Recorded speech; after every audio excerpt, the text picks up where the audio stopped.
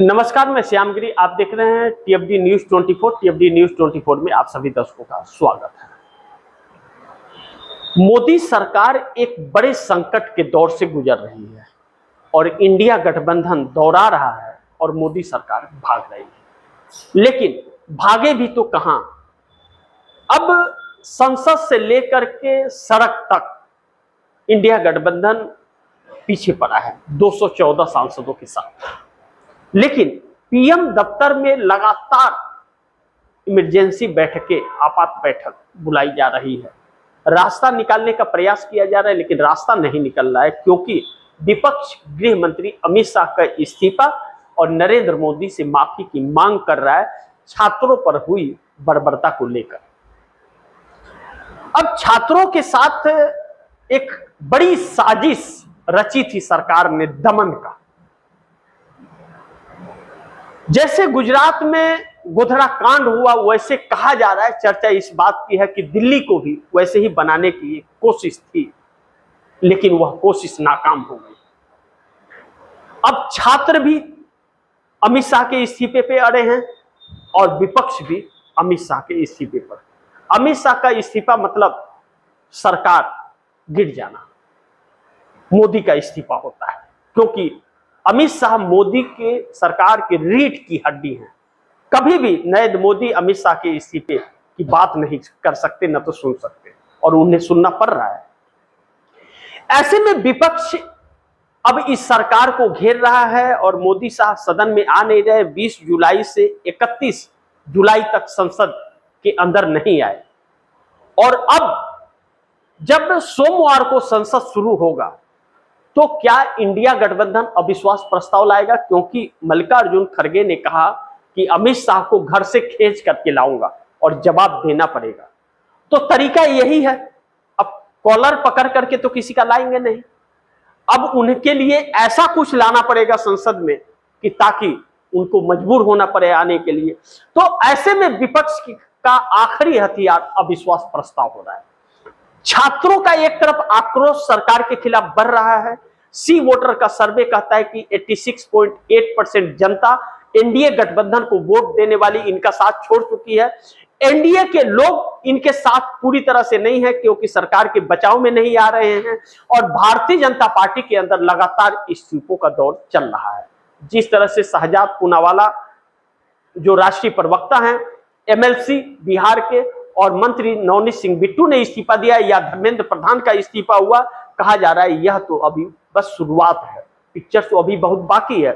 अब इसमें नितिन गडकरी और राजनाथ सिंह जैसे लोग भी सरकार के मजे ले रहे हैं, चुप्पी मारे हुए सरकार के साथ खड़े नहीं है। खड़े दिख तो रहे हैं लेकिन खड़े लग नहीं रहे हैं, क्योंकि नितिन गडकरी ने बॉम्बे हाईकोर्ट में जाके सरकार के खिलाफ ही बयान दे दिया। एथेनॉल पर उन्होंने कहा कि एथेनॉल से हमारा कोई ताल्लुकात नहीं है। हाँ, यह बात सच है कि हमारे शुगर की कंपनी में 0.7% एथेनॉल निकलता है, लेकिन सरकार ना ले तो हमें क्या फर्क पड़ता है। तो ऐसे में पेट्रोल के अंदर एथेनॉल मिलाने का काम पेट्रोलियम मंत्री और प्रधानमंत्री मोदी का है। एक तो वैसे ही फंसे थे, ऊपर से और नितिन गडकरी ने फंसा दिया। संकटें बढ़ रही है, डिमांड बढ़ रहे हैं, लोगों के आक्रोश भी सर से ऊपर जा रहा है। अब ऐसे में मोदी और शाह सदन से भाग रहे, विपक्ष दौड़ा रहा है। अब अविश्वास प्रस्ताव अगर लाता है इंडिया गठबंधन तो सरकार के हालात क्या होंगे?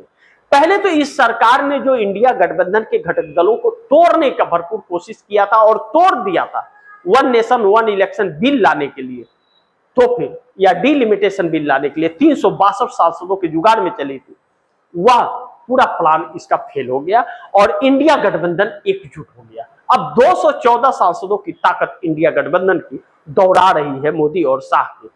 ऐसे में जब भारतीय जनता पार्टी के लोगों को अब भरोसा नहीं रहा भारतीय जनता पार्टी सरकार पर, तो वह इस्तीफा देके जा रहे हैं। तो एनडीए गठबंधन के अंदर चंद्रबाबू नायडू के 16, 2 पवन कल्याण के, 12 नीतीश कुमार के, 2 जयंत चौधरी के, 1 अनुप्रिया पटेल के, यह 33 सांसद इस चिंतन और मंथन में हैं कि सरकार से समर्थन वापस ले ले, टाटा बाय बाय करते हैं।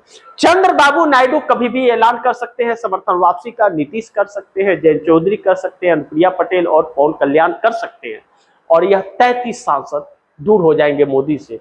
अगर अविश्वास प्रस्ताव इंडिया गठबंधन लाया तो इन 33 सांसदों का तो कम से कम मोदी को समर्थन नहीं मिलेगा और सरकार गिर जाएगी। और भारतीय जनता पार्टी के अंदर के भी कई नेता ऐसे होंगे जो सरकार व्हिप जारी करने के बावजूद इनको वोट नहीं करेंगे और सरकार गिर जाएगी। मोदी शाह के लिए यह पल बहुत एक ऐसा पल आया है जिसकी कल्पना इन लोगों ने कभी भी नहीं की थी। अब इन सभी परिस्थितियों के अंदर अमित शाह का इस्तीफा महत्वपूर्ण है। अब इंडिया गठबंधन पीछे हटने को तैयार नहीं, छात्र आंदोलन की धमकी दे रहे हैं और सरकार बैठकों का दौर चल रहा है, लेकिन अभी भी षड्यंत्र अलग अलग रचने का, षड्यंत्र के तहत इस समस्या से बाहर निकलने का प्लान तैयार कर रही है, लेकिन वह सब के सब फेल हो रहे हैं।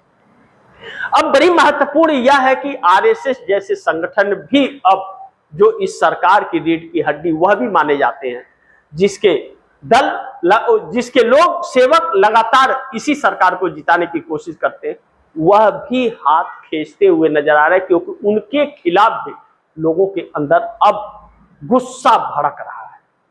ऐसे में मोदी हक्के बक्के से हैं, उनको समझ नहीं आ रहा है क्या करें ना करें, लेकिन इंडिया गठबंधन के हाथ यह जो मौका लगा है यह मौका इंडिया गठबंधन गंवाना नहीं चाहता है, कैसे भी इसका फायदा। राहुल गांधी की सक्रियता इसमें बहुत ज्यादा है। एक धक्का और सरकार पलट जाएगी और वह धक्का जेनजी का होगा। फिर से जेनजी वाले युवा छात्र जो हैं वह फिर से सड़क पर उतर गए हैं, आंदोलन शुरू कर चुके हैं, बस एक बड़े आंदोलन का रूप लेना बाकी है। और सरकार के दमन की नीतियां भी जारी है, दमन करने पर लगातार लगी हुई है।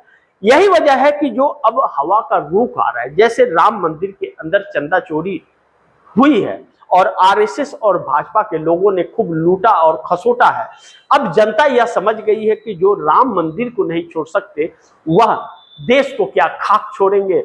ऐसे में छात्रों के साथ बराबर हो रही बर्बरता और छात्र पेपर लीक को लेकर के चिंतित थे और पेपर लीक रुकने का नाम नहीं ले रहा है। इतने बड़े आंदोलन के बावजूद पेपर लीक लगातार हो रहा है और सरकार चुप है। अब छात्र कह रहे हैं कानून से कुछ नहीं होगा, सिस्टम बदलना पड़ेगा। यही बात राहुल गांधी पार्लियामेंट के अंदर कह रहे थे कि धर्मेंद्र प्रधान ही बस नहीं है, ऊपर से नीचे तक सिस्टम करप्ट हो चला है और जब तक पूरे सिस्टम को नहीं हटाएंगे तब तक कुछ भी नहीं हो सकता, इस देश का भला नहीं हो सकता। और उस सिस्टम की जड़ मोदी और शाह, आरएसएस, यह तीन लोग। सभी शिक्षा संस्थानों पर आरएसएस का भरपूर कब्जा हो गया है।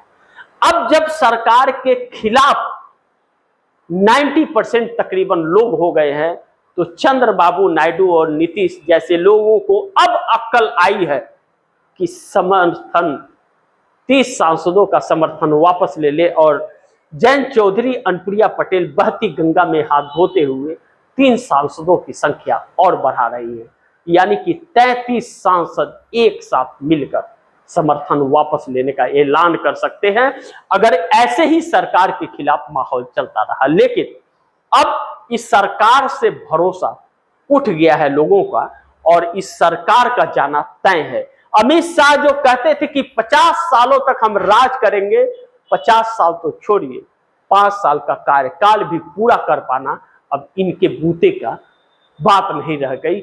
यह मैं नहीं, यह छात्र कहते हैं।